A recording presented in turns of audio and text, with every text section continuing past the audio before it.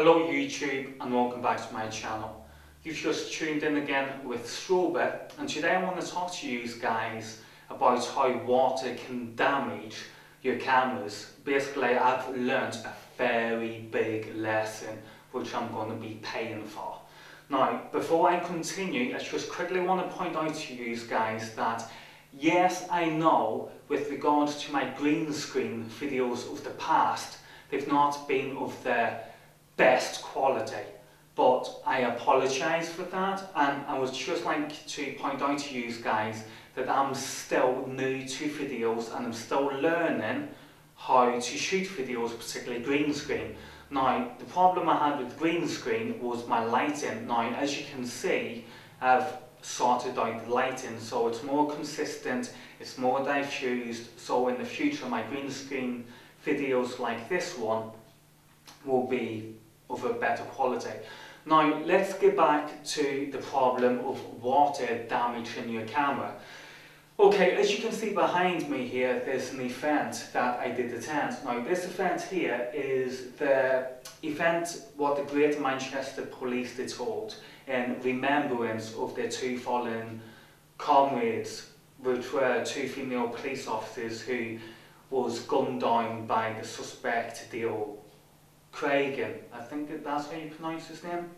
Now, basically, as you can see from the video, is that it's not a very dry day. As a matter of fact, on this day, 1 month's worth of rain dropped within 24 hours. That's how bad this is. All over the news is plastered about rivers, breaking the banks, floods, etc, etc.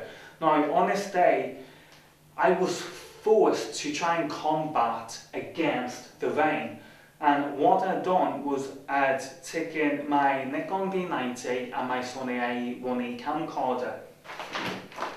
This is the waterproof housing that I was using for my Nikon D90. As you can see, your speed light goes in here, your lens goes in here, and your DSLR here, and you can access it that way.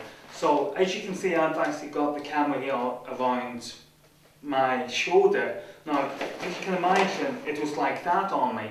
Whereas at the same time, I also had this one on my Sony A1E camcorder, which is the camcorder I'm using now to video this.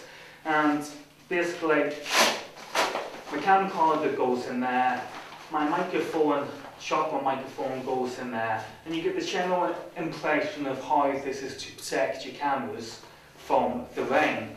Now, this is the bad news.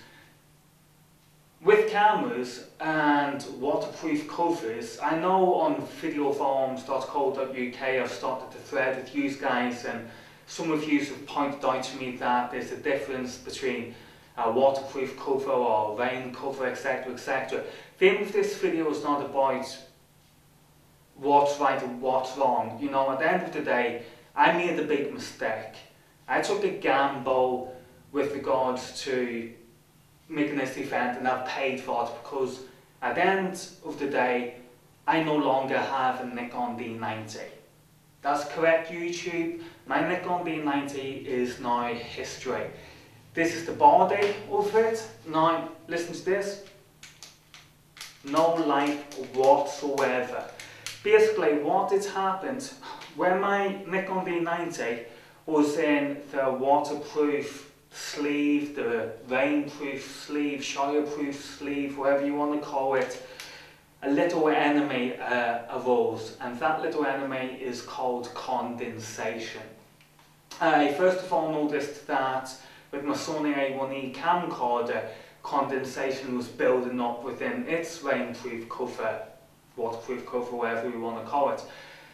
And because I was moving about all the time, it wasn't as if I was using my camera on a tripod and it was still. I was constantly moving about within the contents of making this video.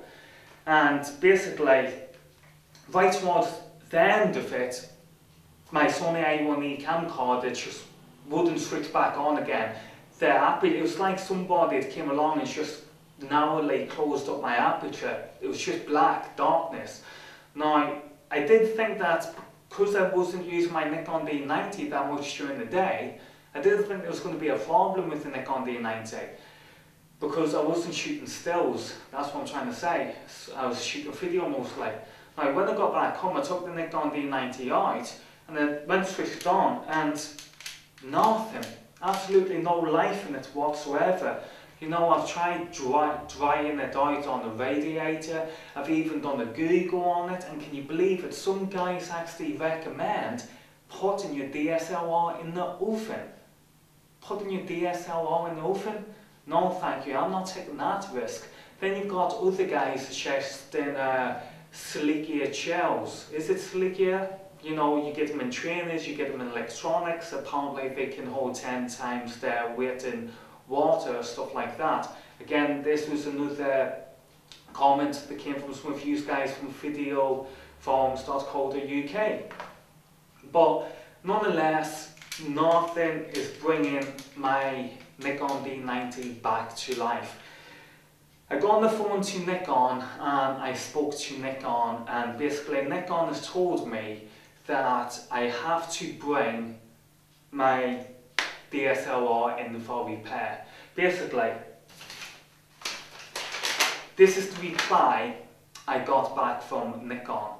So let me read it to you. Dear Gareth, thank you for your call. I am sorry to hear that your camera has experienced a fault due to it being out in the rain. I understand that you took images whilst there was heavy rainfall, and that you now need your camera to be inspected and a quote for the repair. We are sorry to hear that you have been experiencing some issues with your Nikon equipment. To send your camera to the Nikon Service Centre for inspection, then please follow the below instructions. Please note that the turnaround time is generally between 2 or 4 weeks, depending on part availability or part testing requirements, etc. We request that you We request that you register the equipment for repair via the arrow listed below. Once you've completed the form, you will receive an email advising you to print a service returns label which entitles you to free postage through your local postal service. The return address will be included on the label. When the equipment is received, it will be booked in for repair and the confirmation sent to you. All communication will be dealt with directly by the service department team on the following telephone number.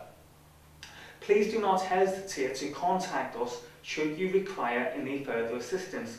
Kind regards, Nikon Europe Support. So there you go, YouTube. As you can see, Nikon has been very kind in explaining to me the steps I need to go through in order to try and get my beloved Nikon D90 fixed, which I will be trying to do very soon. How do I feel about this whole entire experience? Well, I can't feel sad because the simple reason is that it's not just my only camera. I've also got the Nikon D40, so that's going to be my backup camera, so to speak. Then I've got my speed lights that I can put on non-TTL cameras to, in effect, turn them into TTL cameras. So I've got many options.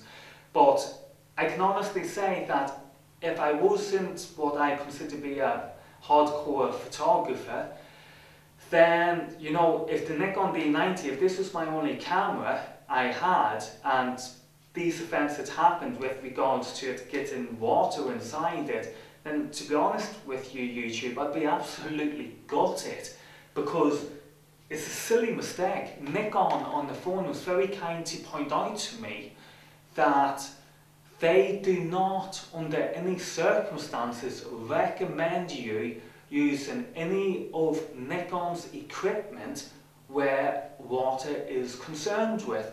So that means if you guys are on a warranty, okay, if your camera is still under warranty, and if you go out into the rain and problems develop just like it has with mine, then your warranty with Nikon will be void.